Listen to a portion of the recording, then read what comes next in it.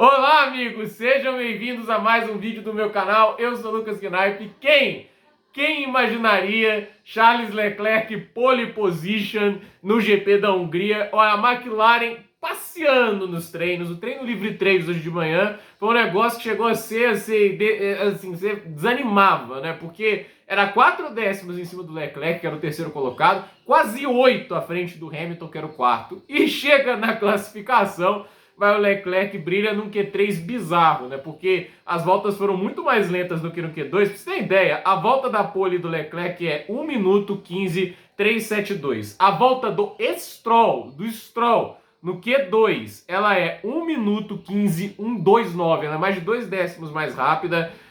E assim, fica até um pouco estranho. A pista ficou mais lenta no final, isso é nítido, né? Não sei se a temperatura aumentou, se é a pista que acabou esquentando mais, né? Pode ter sido isso, e aí superaquece os pneus, perde um pouco de aderência, mas no final foi realmente algo que chamou atenção, quanto que os tempos pioraram. Mas a gente tem uma classificação que, nas condições que ficam mais adversas, os grandes pilotos aparecem. E o grande piloto aí nesse fim de semana tem que ser dito ao Charles Leclerc. Uma volta, assim, surreal, né? Realmente, assim, tirou leite de pedra, até porque, se olhar no Q2, ele tinha feito um 15,455. Então ele melhorou a volta que ele tinha feito no Q2. O único que fez isso aí entre os que lutavam pela pole. E assim, tem que bater palmas porque é um piloto subestimadíssimo. Muita gente trata o Leclerc como se fosse um piloto nada demais, né? Que é leão de treino, né? Eu acho assim, ele tem muitas poles, nem tantas vitórias, mas muito porque ele tira do carro que não tem nas classificações. Uma volta lançada,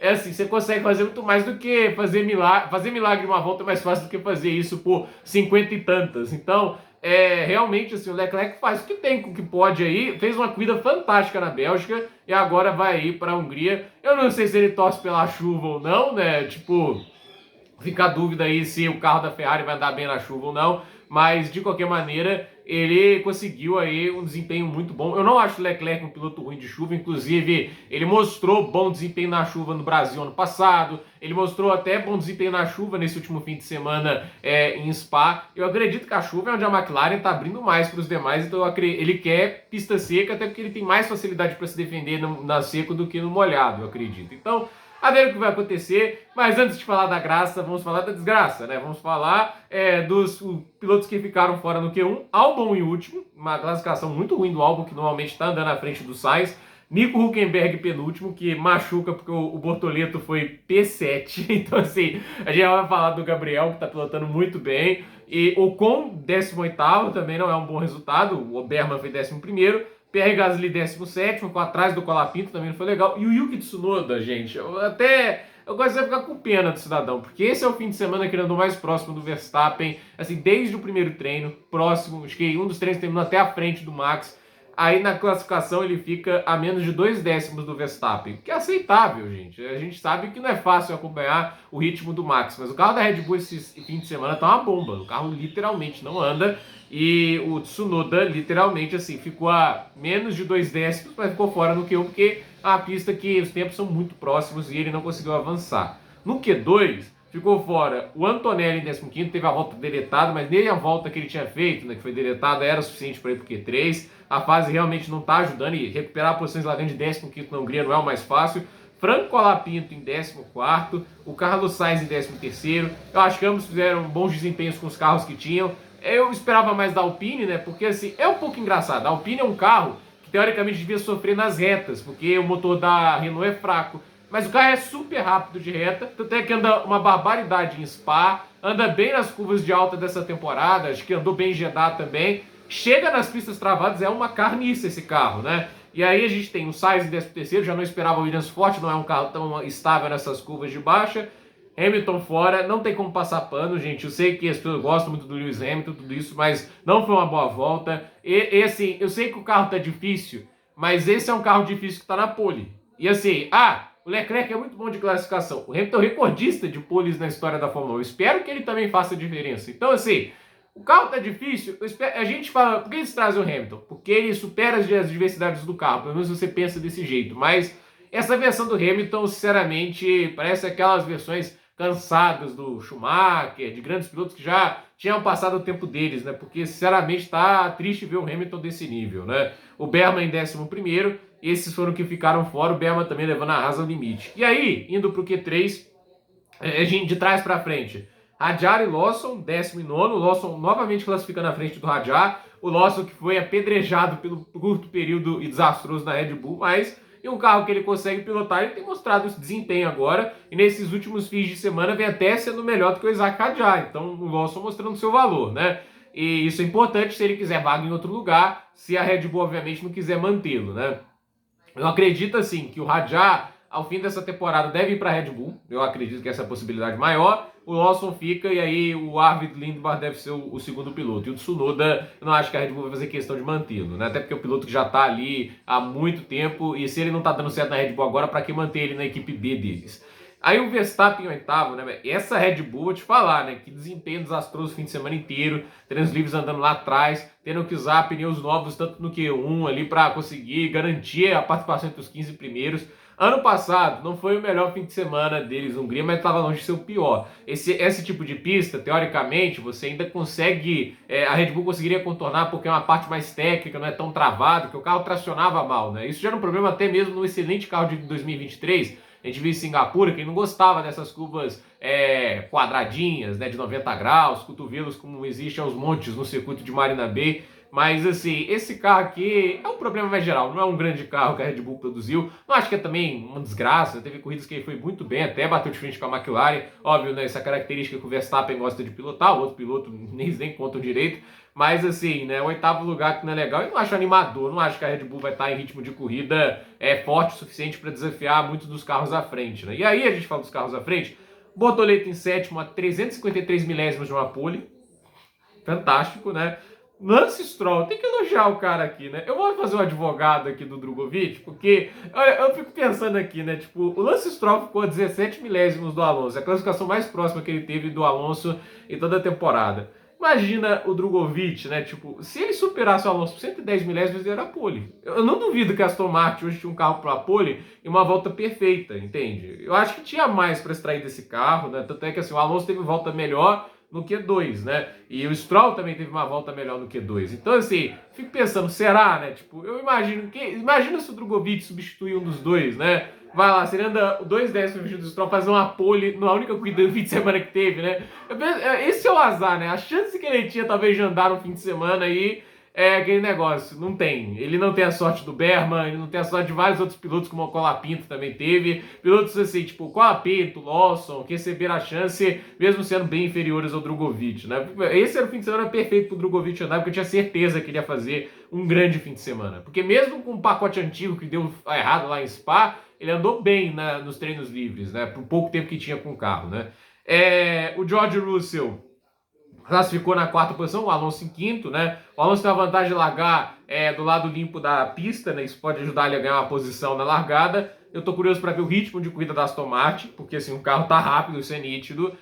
O Russell, mais uma vez, muito forte em classificação, mas a Mercedes tem andado para trás em ritmo de corrida. Eu acho que se o Alonso quiser algo nessa corrida, ele tem que passar o Russell na primeira volta e ficar imediatamente atrás dos 3 ponteiros, né? E aí, Lando Norris e Piastri, e eu tenho aqui que manifestar minha satisfação com os pilotos da McLaren, né? Eu tenho muitos méritos e elogios, né, à equipe Ferrari, né? Porque, não, ao Leclerc, né? A Ferrari nem tanto, né? Mas o Leclerc, porque ele tirou tudo que o carro tinha para dar, tirou o coelho da cartola e conseguiu uma volta mágica. Mas é inadmissível. Tipo, os caras que no Q2 fizeram 1,14.8 com o Norris, 1,14.9 com o Piastri, eles andaram quase meio segundo para trás no último Q. Eu sei que os carros ficaram mais lentos, mas, por exemplo, o Alonso perdeu 1 décimo. O Russell também perdeu 1 décimo. O Leclerc melhorou 1 décimo, entende? A pista ficou mais lenta, mas não tão mais lenta assim. E o carro que tinha maiores condições de superar essas adversidades é o deles. E eles fizeram a primeira tentativa que foi boa, eles tiveram 2 jogos novos, o Leclerc só teve uma chance que foi pole, eles com 2 tentativas não fizeram a pole. Então assim, é isso que me desagrada. Esse campeonato aqui é o 1996 anos modernos, porque assim, Villeneuve e Damon Hill disputaram o título, o Hill acabaria levando, que era o Villeneuve no ano de estreia, porque a Williams era muito superior às demais. Mas a gente todo mundo sabia que eles não eram os melhores pilotos, né? Era um campeonato sem brilho. O Rio, ok, ganhou o título, etc, lá, né? Ele teve seus momentos na Fórmula 1, não acho que um piloto ruim, mas assim, não é o Schumacher, né? Não é aqueles caras geniais e tudo isso. E na época eu ficava olhando, pô, na época eu nem era nascido, né? Mas eu olhava os tweets e falava, pô, imagina se o Schumacher tivesse um carro minimamente capaz de competir. Ele era campeão, né? E aqui eu fico pensando, né? Se o Leclerc tivesse um carro minimamente capaz, o Verstappen já sabe que ele ia ser campeão se tivesse condição de briga. Ele é melhor que esses dois, né? Agora, o Leclerc, né? Porque, pra minha opinião, o Leclerc é mais piloto que esses dois. Eu acho que não é pouco. Eu acho o Leclerc bem mais piloto que o Norris, eu acho ele mais piloto que o Piastri também. Então, pelo menos a minha opinião, eu acho inacreditável que eles perderam essa pole. E o Leclerc aí tirou leite de pedra. Mas eu quero dar um crédito aqui também ao Bortoleto, porque eu tô muito feliz de ver um brasileiro competitivo de novo, né? Porque, assim, foram muitos anos, né? Sem brasileiro na Fórmula 1. Aí a gente teve o Massa nos últimos anos de Williams, que, assim, teve momentos. Teve, por exemplo, o Grande Prêmio do Azerbaijão em 2017, o Grande Prêmio de Abu Dhabi em 2014, que foi legal torcer pelo Massa, mas no geral já era um piloto muito aquém daquilo que ele foi lá antes da molada, né? Lá na Ferrari em 2008. Aquilo ali, tipo, eu me emociono quando eu vejo aquelas vitórias do Massa em 2008, né?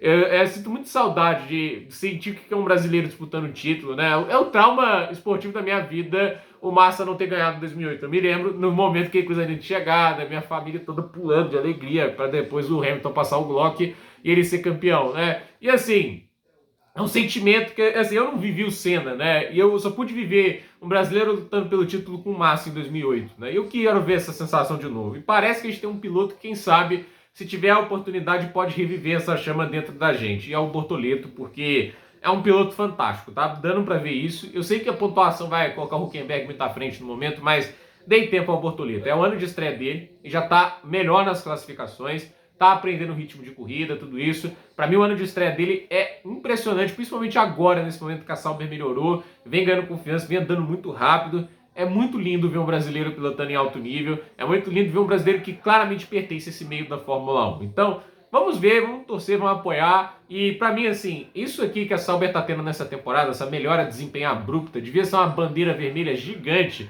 para a antiga dupla dessa equipe, né? Tanto Bottas e Zou, porque eles herdaram um carro de efeito solo em 2022, o único carro que estava nos conformes do peso mínimo, e eles não evoluíram aquele carro, né? Porque um era ruim de feedback, que é o caso do Bottas. O Bottas não é bom piloto para desenvolver equipe, ficou nítido isso, e o Zou não tinha talento para guiar um carro de Fórmula 1. Ele fez algumas corridas boas, mas é muito pouco.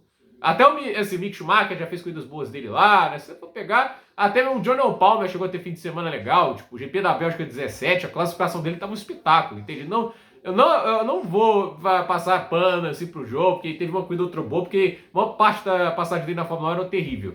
Então, assim, o Guan Yu Zhou, ele não deveria ser nunca considerado uma equipe de Fórmula 1, porque não adianta você trazer dezenas de milhões e você não trazer o básico para uma equipe, que é saber trazer um feedback, levar o carro ao limite, né? O Bortoleto pode não trazer esses milhões, mas ele traz talento e qualidade, isso não tem preço. Por que a Force India, com o pior orçamento da Fórmula 1, fez 4º lugar no Mundial de Construtores? Porque eles faziam questão de ter 2 pilotos competentes. Em 2016, o Hülkenberg, ele era um piloto alemão que não tinha visibilidade alguma, porque os patrocinadores alemãos iam tudo atrás do Rosberg, tudo atrás do Vettel, ninguém dava atenção ao Hülkenberg, ninguém haveria fazer mexer com o Hülkenberg. Era sem patrocínio, não tinha um centavo de patrocínio. A Force India contratou porque ele era bom piloto. O Sérgio Pérez, obviamente, tinha os patrocínios todos, mas ele era ótimo piloto. E a gente viu que ele, no ator, foi o 7º naquele campeonato, melhor fora das 3 principais equipes na época, que eram Ferrari, Mercedes e Red Bull. Então, assim, bom piloto faz a diferença, faz o impacto. A Sauber está mostrando isso. Só o Bortoleto esse ano tem 3 idas ao Q3. A Sauber, o ano passado inteiro, teve 2. Então,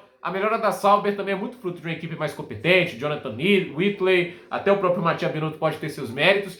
E, é claro, 2 pilotos que trazem ali o feedback correto do que está dando errado com o carro, o que está dando certo, e transformaram um carro desastroso. No início da temporada a gente viu quanto ele era ruim, para hoje uma das melhores equipes do médio escalão, porque a Sauber está nisso, né? O melhor carro do médio escalão nesse fim de semana foi a Aston Martin, mas a Sauber ali é o 2º melhor com o Bortoleto, porque é ele, tipo assim, tirando as McLarens, as Ferrari e o Verstappen, assim, ele tá à frente da Mercedes do Antonelli, tá à frente da Red Bull do Tsunoda e tá à frente até da Red Bull do Verstappen. Então, assim, fantástico o trabalho do